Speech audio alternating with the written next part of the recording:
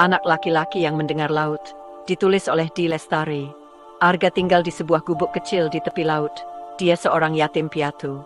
Hutan bakau adalah halaman belakang rumahnya. Hidup itu sulit, tapi Arga berhati baik. Dia juga anak yang pemberani. Laut berbisik padanya. Laut memperingatkannya tentang badai. Laut menceritakan tentang bahaya.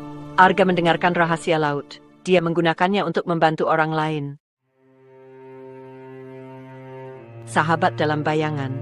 Tidak semua orang mengerti Arga. Beberapa penduduk desa menganggapnya aneh. Mereka takut akan hubungannya dengan laut. Mereka berbisik bahwa dia dikutuk. Arga belajar untuk menyendiri. Satu-satunya temannya adalah Nila, seekor kucing hitam. Nila selalu di sisinya. Dia mendengarkan laut bersama Arga. Dia adalah keluarganya.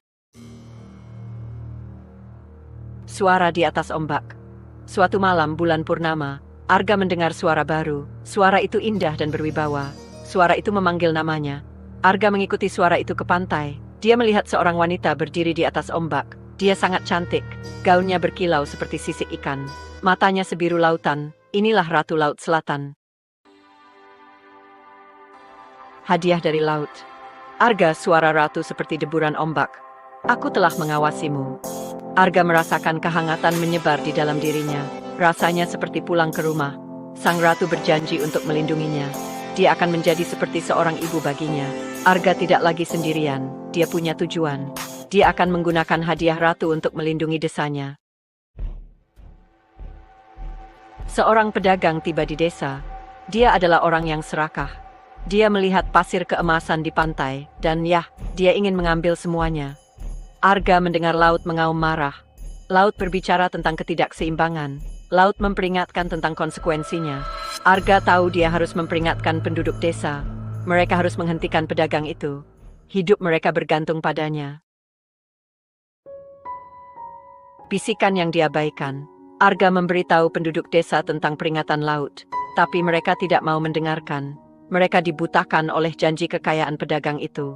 Jangan ikut campur, pedagang itu mengancam Arga. Ini bukan urusanmu.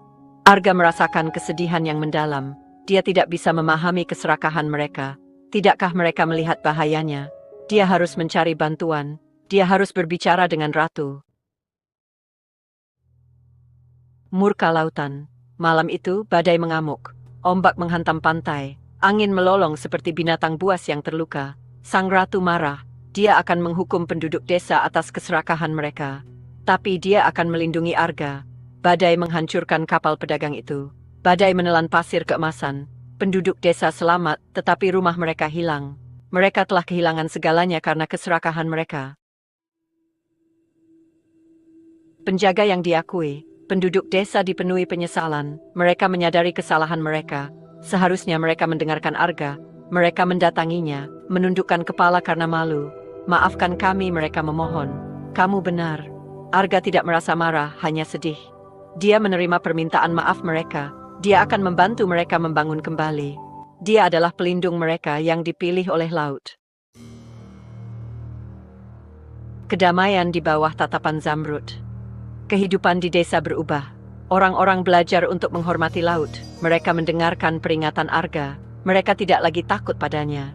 Mereka menghormatinya. Arga tidak lagi kesepian. Dia telah menemukan tujuannya.